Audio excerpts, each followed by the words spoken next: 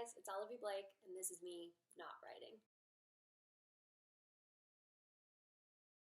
Okay, so today we are going to talk about music, books, and sexuality. So it's going to be a great day. It's been a while since I've had wine while I did this, mostly because I keep doing it early in the morning. And I like to live my life with the presumption that I might do something later in the day. And that becomes incredibly less likely when I've had any wine. It's getting pretty sad, honestly. One glass and it's just like, bye, I guess. So, first of all, to start with, the S.P.E.L.L discussion post's still open. It's still technically September, so if you want to talk about Big Little Lies, which was September's read, then go ahead and do that on Tumblr. But in the meantime, October's reads. So I mentioned that October was going to be 2 books because you will likely have read one. So if you would like to reread, you can do that. Otherwise, you can just read one of them, whichever one appeals to you more. It doesn't matter. So the books we are reading are, well, this is a collection of 3. But so we're reading Jane Eyre by Charlotte Bronte and Rebecca by Daphne du Maurier. So I mentioned that most people will have read one or possibly both of these books. They are both definitely classics. I have actually never read Jane Eyre in full.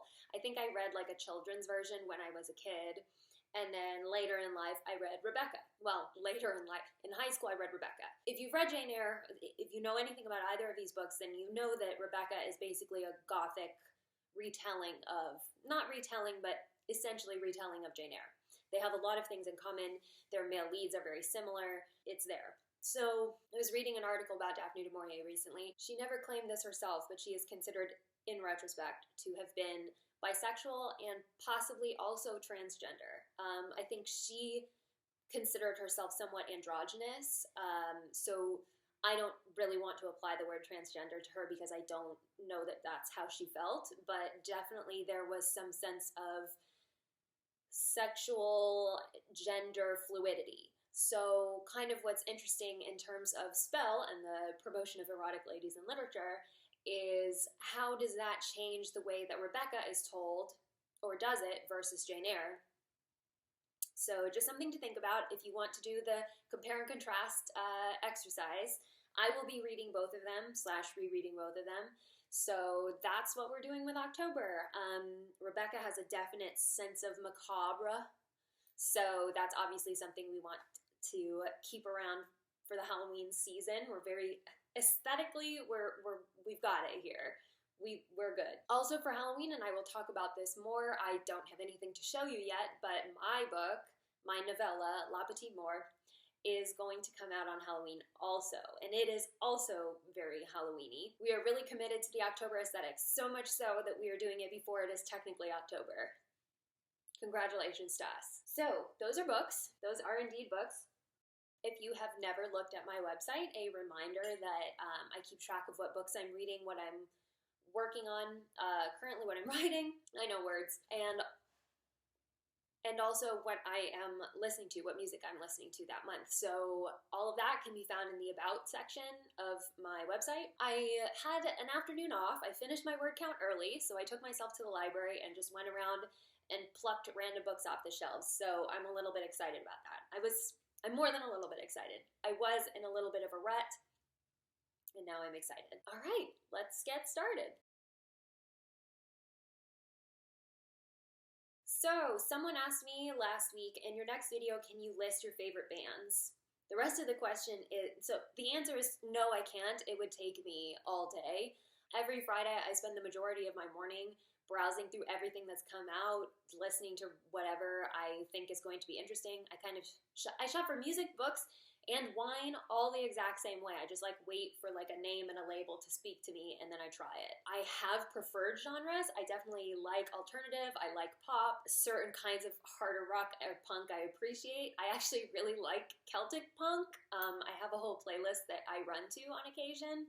I like Celtic music. I used to study to Celtic music, so it was a natural follow-up from there to take, you know, my Celtic study music and my rage, combine them into this like Bostonian punk. My musical genesis is from the emo era, the pop punk, so that's something that constantly comes up. I also really like folk. I don't super love country, but occasionally it can be folksy or it can be poppy, and then I will like it. I think the themes of country music are actually more upsetting to me than the actual music itself. I think I mentioned that I really did enjoy Thomas Rhett's most recent album, but it was startling to me that there was this entire song about there's no problems that a beer can't fix, and that's just false. There are lots of problems that a beer can't fix. So I'm a little concerned about what's going on in rural America. Also, kind of the fixation in the high school years, I don't get it. There's basically all of my life, even the difficult, the quarter life crisis parts, have been better than high school. So I don't really get where country music is coming from. So do I listen to mainstream music? Yes, of course. They said that I would appreciate The Man by Taylor Swift, which I have already declared that I do. And so I couldn't list my favorite bands, but I did make a list of my favorite / the most influential albums that I have listened to in my life. So they are the following: 1989 by Taylor Swift. It is my favorite Taylor Swift album. It is one of the few albums that I will listen to in its entirety on a fairly regular basis. Every few months I'm like, I haven't listened to 1989 in a while. And I'll hit play and it's a great time. It's always reliable, always a great car album because I can sing along to all the songs. What's not to like? Beautiful People Will Ruin Your Life by the Wombats. I was late to the Wombat train. I think I was a fan when they had that one song, the Let's Dance to Joy Division. When that first came out, I was like, oh, this is a good song. Completely forgot about them until then. Beautiful People Will Ruin Your Life came up as one of my suggested things. So when I was listening to this album, I came up with the concept for the fanfiction Lethal Combination. And then I later wrote a book, Alone with You in the Ether, which is kind of based on those same feelings, that same concept of mental illness is definitely a piece of it, but not so much that, but learning to accept the fractures of yourself and then still finding you're not too broken not to love, if that makes sense. So yes, you can face the parts of you that aren't as whole as other people think they should be, but also, yes, you can love in full. You can love fully even if you feel broken. So yeah, there's a weird squeaky sound happening that's driving me a little bit insane, but we're gonna keep going. The ABBA Gold album. I was raised on ABBA. I can sing every single song in full. My grandma passed away last year, and one of my like random memories that always comes to mind is she always wanted me to sing ABBA karaoke. And she always wanted me to sing Fernando. I think I've mentioned I have a very Disney princess voice, so ballads are kind of my sweet spot, even though I would like them not to be. So there was one time we were singing karaoke. I'm pretty sure I sang Respect by Aretha Franklin, and my grandma was like, I wanted you to pick Fernando. This is one of my memories of her, was just like, Grandma, please don't pigeonhole me into Fernando. But yeah, no, that song means everything to me. And I passed that on to Pansy. So, the Young the Giant debut album. I love Young the Giant. I've loved all their albums since, but I listened to that album probably nonstop. It came out while I was living in Chicago. I vividly, every time I listened to it, I was listening to it in the fall.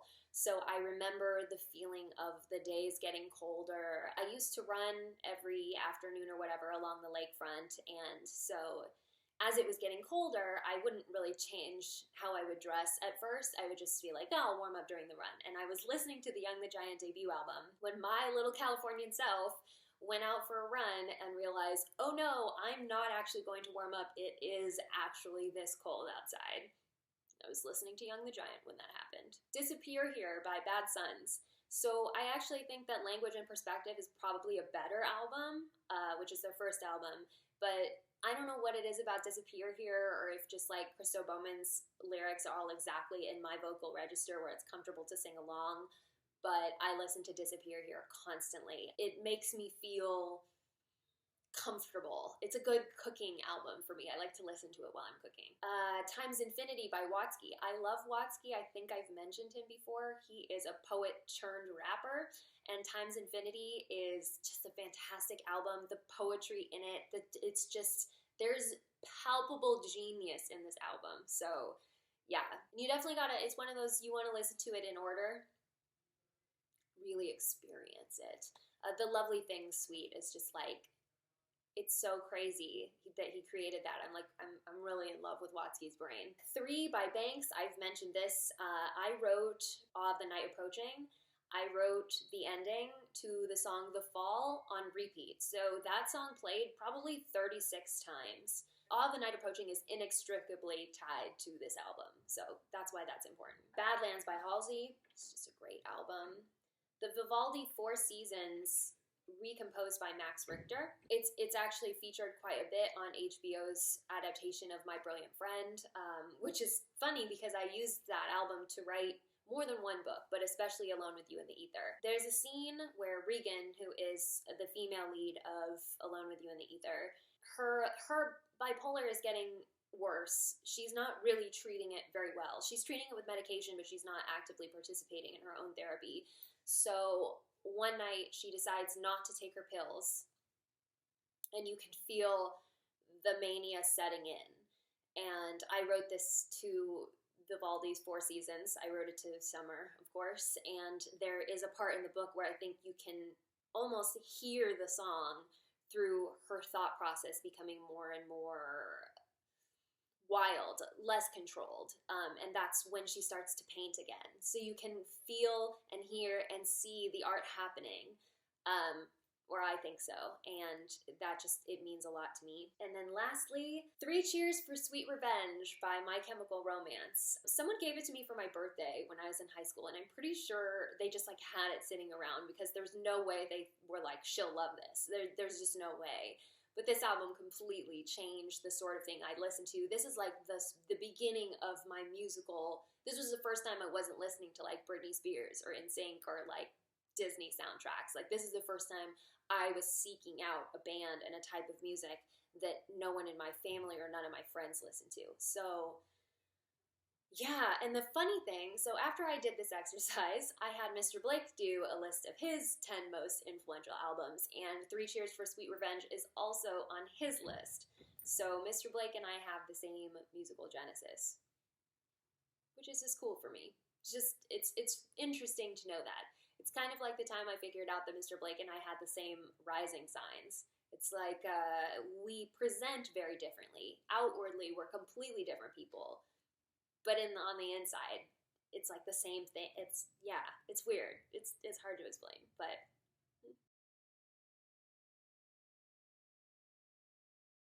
Hi, Olivie. I'm feeling pretty conflicted about my sexuality lately. I've had crushes on girls and guys before, but nothing serious has ever happened. Mostly just me admiring them from afar. I've never considered myself bi, and I always thought I was strange with an appreciation for fellow females, because women are amazing in general. Now, though, I'm not so sure anymore. I don't know why I'm telling you all this. Sorry. It's fine. I think I feel kind of similarly. I've mentioned that I met Mr. Blake really young, so a lot of times I suspect that I am also bisexual. I don't really have a way to prove that because I wasn't really having sex for very long before I met him. And at this point, I don't necessarily feel the need, well, I certainly don't feel the need to experiment now, but I wonder. I've never been interested in a relationship with a woman. I've never fallen for a woman the way that I have fallen for men. I do feel sexually attracted to women. Ugh, someone just keeps coming in and out of this gate, like, make up your mind. So I think there are lots of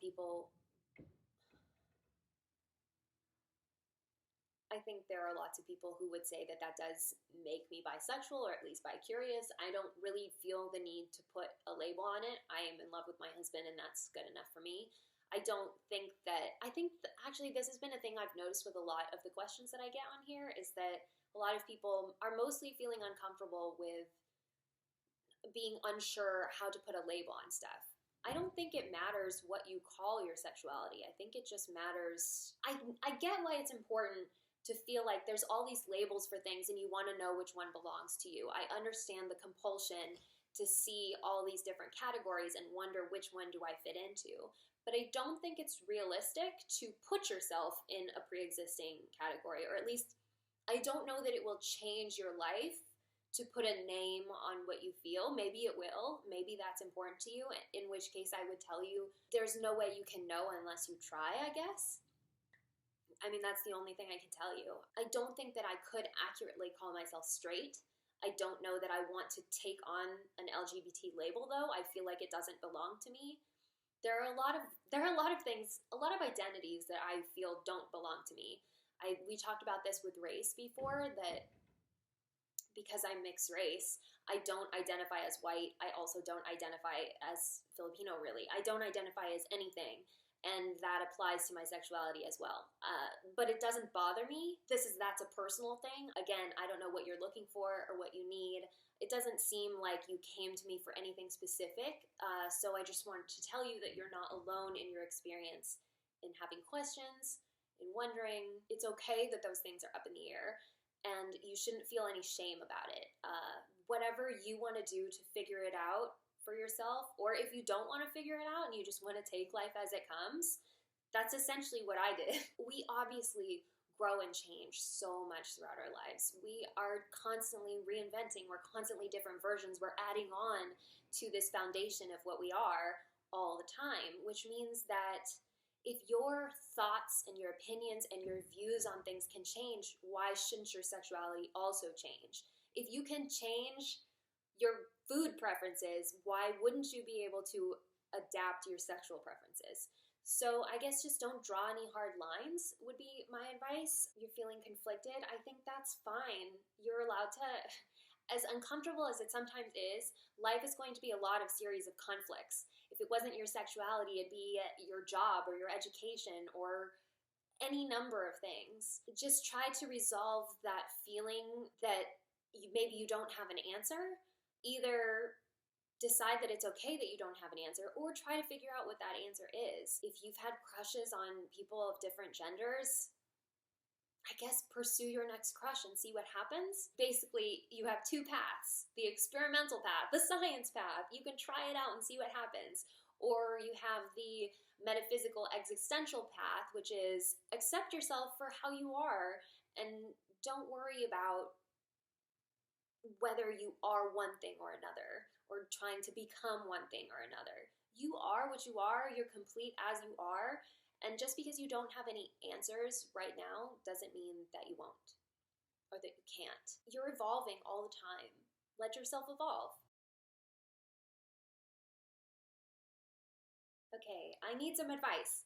I think I like someone, but I don't know how to tell them because I started talking to them by commenting on their work, and I didn't even have feelings back then. Our conversations revolve mostly around their fics. She's a writer too, and my admiration for her work is probably affecting my feelings. Is that bad? Is this the equivalent of a fan crushing on a celebrity? I don't want to be creepy, I just want these feelings to go away. So, on the one hand, I would caution you about this just because the reason that we fall in love with fiction, and I said this recently, yeah, we fall in love with the characters in the world, but we also fall in love with the way that the author views the world. And so every time you appreciate a work of fiction, you are appreciating the creator of that fiction as well. So there can sometimes be a little overlap between I love the way this person's mind works and I maybe am emotionally attached to this person. It is possible as a very one-sided thing. This isn't something I would encourage unless your relationship is more mutual than it sounds. I mean, unless you guys are actually friends, if you are confiding in her and she's confiding in you and your relationship is built on a give and take, then yeah, that's probably a real thing and maybe you could tell her. But if it's more a situation where you're putting things in and she's like accepting them in her bucket, then I would say that maybe you have too much of an attachment to her, and it might not even be an attachment to her. It might genuinely be an attachment to her work. That's definitely something that happens.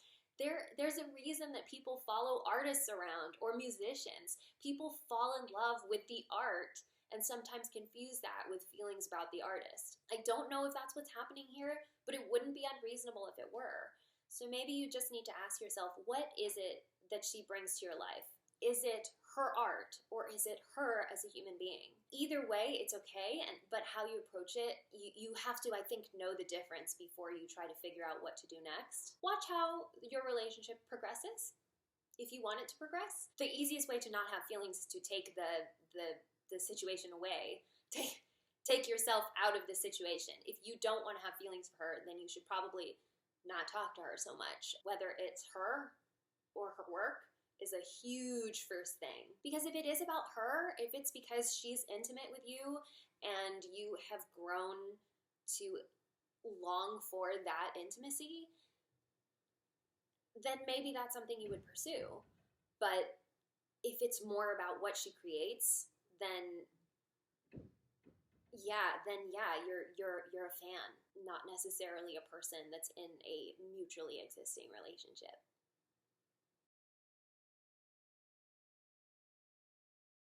Hi Olivie, your versions of Theo are my favorite.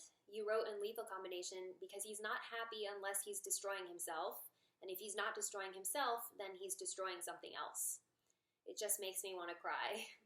After watching one of your videos where you delved into your female characters, I got a better understanding of how you see them, and it made me love them more. So could you please talk about Theo and how he compares to Draco? Some background information on Theo. I first wrote Theo in Marked, which is the sequel to Clean. Well, I wrote him in Clean, but not really. I didn't occupy his point of view until Marked, which is when I gave him a backstory that stuck with him through every iteration, which is that he has a either unhealthy or abusive relationship with his father, emotionally or physically. It kind of depends. But he has a difficult relationship with his father. His father is a widower, so he doesn't have a relationship with a mother. I've also mentioned before, so since we get our view of the world from the parent of our same gender, and then how we view ourselves from the parent of the opposite gender, Theo doesn't have a mother, so one of his difficulties is that he has some trouble facing himself. He's got some pretty palpable insecurities, and he covers them with wit, essentially, with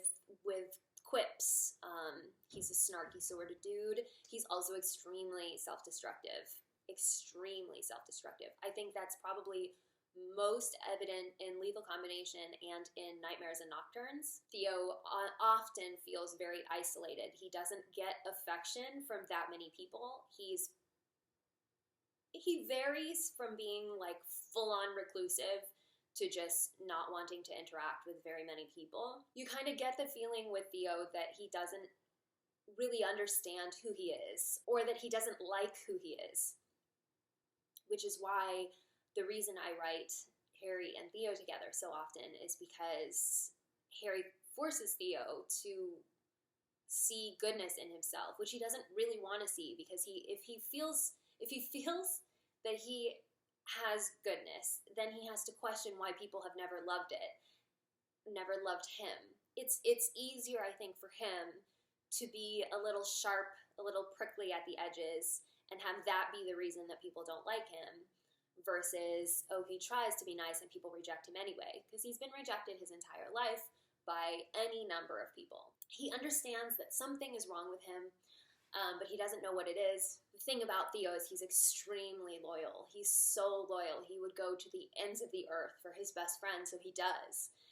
But when I was first writing Marked, people were like, we're tired of Theo's plot line. Like, can you move on from this? Go back to the Hermione. So it was tough, because some of my favorite chapters in Marked are the ones that are about Theo's arc or from Theo's perspective. So when I was initially writing and people were like, ew, Theo, I was like, oh, okay. The truth about Theo is that he is based on me.